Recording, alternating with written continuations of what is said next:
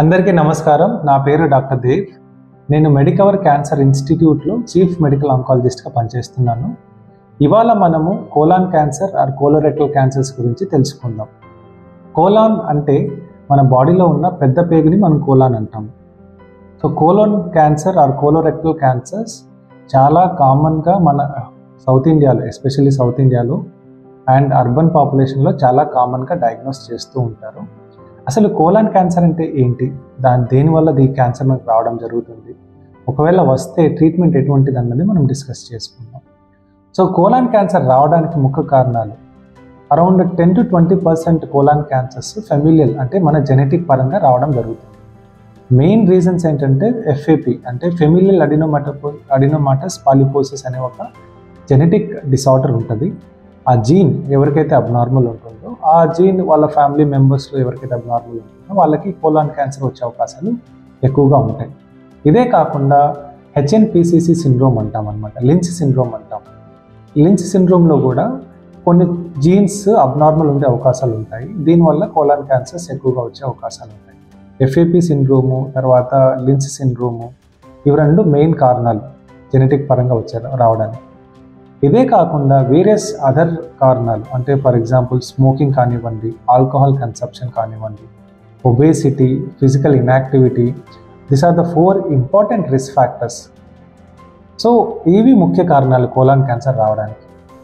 ఇప్పుడు colon cancer వస్తే symptoms ఏ ఉంటాయంటే, ముఖ్యంగా ఇప్పుడు మోషన్స్ వెళ్ళేటప్పుడు మోషన్స్లో బ్లడ్ పడడం కానివ్వండి, లేదంటే పెయిన్ రావడం కానివ్వండి, లేదంటే వెయిట్ లాస్ రావడం కానివ్వండి, అండ్ ఫ్రీక్వెంట్గా మనకి మోషన్స్ అవ్వడము, లేదంటే మోషన్సే రాకుండా ఉండడము, ఇలాంటివన్నది మనం కామన్గా చూస్తూ ఉంటాము.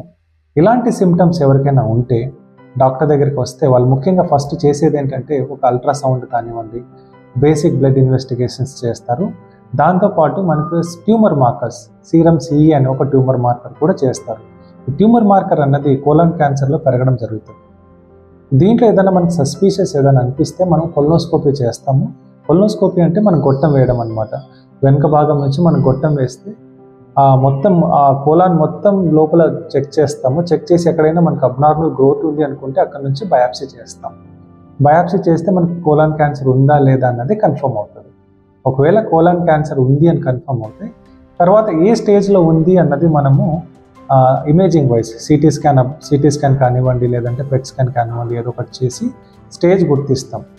స్టేజ్ గుర్తించిన తర్వాత ఇప్పుడు 4 స్టేజ్లు ఉంటాయి. 1వ స్టేజు, 2వ స్టేజు, 3వ స్టేజు, 4వ స్టేజు. 1వ స్టేజు, 2వ స్టేజు, 3వ స్టేజ్ వరకు మనము ఫస్ట్ ఆపరేషన్ చేస్తాం. ఆపరేషన్ అయిన తర్వాత కీమోథెరపీస్ 2వ స్టేజ్ కానివ్వండి, 3వ స్టేజ్ కానివ్వండి, కీమోథెరపీలు 6 మాసాల వరకు పెట్టుకుంటాం. దాన్ని అడ్జువెంట్ కీమోథెరపీ అంటాం. దీంతో మనకు ట్రీట్మెంట్ కంప్లీట్. కాకపోతే 4వ స్టేజ్ వస్తే మనకు ఆపరేషన్ చేయము. ఆ ప్లేస్లో మనం కీమోథెరపీ కానివ్వండి, టార్గెటెడ్ థెరపీ కానివ్వండి, ఇమ్యూనోథెరపీ కానివ్వండి పెట్టుకునే అవకాశాలు ఉంటాయి. సో ఒకప్పుడు మనం కోలాన్ క్యాన్సర్ 4వ స్టేజ్ వస్తే 6 months నుంచి 1 year వరకు బతుకుతారు అనేవారు. కానీ ఈ మధ్య కాలంలో ట్రీట్మెంట్ అభివృద్ధి చెందడం వల్ల మనకి అట్లీస్ట్ 5 years వరకు, 4 to 5 years వరకు బతికే అవకాశాలు అయితే ఉన్నాయండి. సో కోలాన్ క్యాన్సర్ వచ్చిన వాళ్ళు వరి అవ్వాల్సిందేం లేదు. అర్లీగా మనం డిటెక్ట్ చేసుకోగలిగితే కంప్లీట్గా మనం క్యూర్ చేసుకునే అవకాశాలు కూడా ఉన్నాయి. ఒకవేళ అడ్వాన్స్ స్టేజ్లో మనకు డయాగ్నోస్ చేసినా మనకు ఒక 4 to 5 years వరకు మనం కాపాడుకునే అవకాశాలు అయితే ఉన్నాయి. ఇప్పుడు ఎవరికైనా ఇప్పుడు సపోజ్ ఫర్ ఎగ్జాంపుల్ ఫ్యామిలీస్లో ఉన్నాయనుకోండి కోలాన్ క్యాన్సర్స్, మనం వాళ్ళ తాతలకి, తర్వాత వాళ్ళ ఫాదర్కి, లేకపోతే అలా ఫ్యామిలీస్లో తరచుగా ఉంటుంది అనుకోండి కోలాన్ క్యాన్సర్స్. అలాంటి వాళ్ళకి మేము జెనెటిక్ స్క్రీనింగ్ చేస్తాము. జెనెటిక్ స్క్రీనింగ్లో పాజిటివ్ వస్తే వాళ్ళ పిల్లలకు కానివ్వండి, వాళ్ళ అన్న తమ్ములకు కానివ్వండి స్క్రీనింగ్ ప్రోగ్రాంలో ఎన్రోల్ చేస్తాము. అంటే 45 years వచ్చిన వాళ్ళకి, అంటే కోలాన్ క్యాన్సర్ వచ్చిన వాళ్ళ ఫ్యామిలీ వాళ్ళందరికీ స్క్రీనింగ్ చేయడం అనేది చాలా అవసరం. దీనివల్ల ఏమవుతుందంటే కోలాన్ క్యాన్సర్ మనం త్వరగా డయాగ్నోస్ చేయడం జరుగుతుంది. దాంతో మనం కంప్లీట్గా క్యూర్ చేసుకునే అవకాశాలు కూడా మనకు ఉంటాయి. సో అందుకనే కోలాన్ క్యాన్సర్ లాంటి సిమ్టమ్స్ ఎవరికైనా ఉన్నా ఇమ్మీడియట్గా హాస్పిటల్కి రండి. దాని తాలూకా ఇన్వెస్టిగేషన్స్ చేసి మీకు క్యాన్సర్ ఉందా లేదా అన్నది నిర్ణయిస్తాం. సో దీని ద్వారా మనకి ఏంటంటే కోలాన్ క్యాన్సర్, అదే కాకుండా మనకి కోలాన్ క్యాన్సర్ రాకుండా ఎటువంటి ప్రికాషన్స్ తీసుకోవాలన్నది కూడా మనము డీటెయిల్గా డిస్కస్ చేసుకోవచ్చు. Thank you.